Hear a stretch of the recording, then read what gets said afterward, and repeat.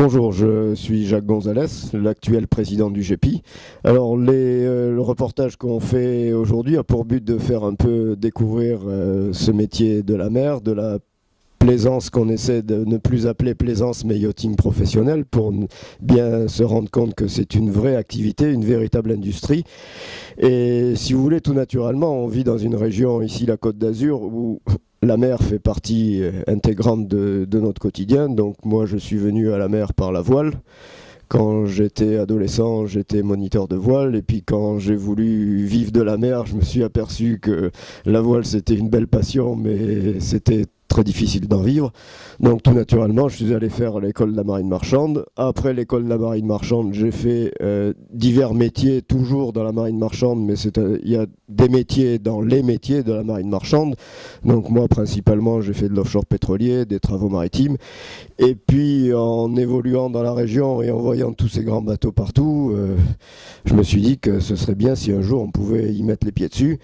Et les choses se font toujours par relation et par connaissance. Et un jour, avec les affaires maritimes, on a eu un dossier à traiter d'un propriétaire qui voulait armer un yacht français au commerce, ce qui était un peu une exception, parce qu'on est resté après ça longtemps le seul motor yacht armé au commerce qui était disponible sur le marché du charter.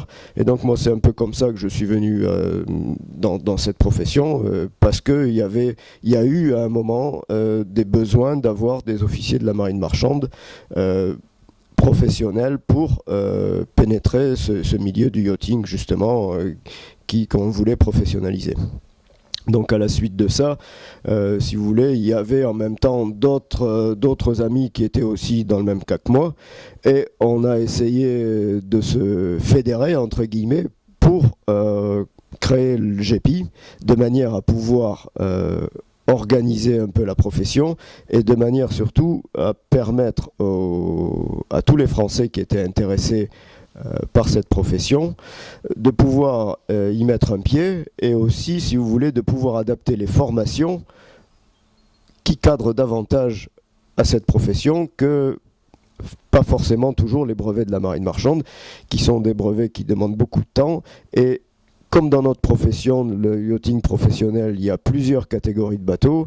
Il y a des gens qui ont ciblé ce qu'ils voulaient faire, et il n'y a pas besoin forcément d'aller faire 3 ou 5 ans d'école de la marine marchande si on a décidé de faire capitaine sur un open et de rester comme ça. Et de toute façon, en sachant qu'après, par la suite, il y a toujours moyen d'évoluer, si vous voulez, on a fait en sorte d'harmoniser les brevets de la marine marchande par rapport aux brevets anglais qui sont prépondérants sur le marché, puisque aujourd'hui on arrive certes à pénétrer le milieu, mais il faut savoir que le yachting professionnel est principalement anglo-saxon, et il l'était il y a 15 ou 20 ans, il était essentiellement anglo-saxon. Donc aujourd'hui, on a quand même gagné des parts de marché.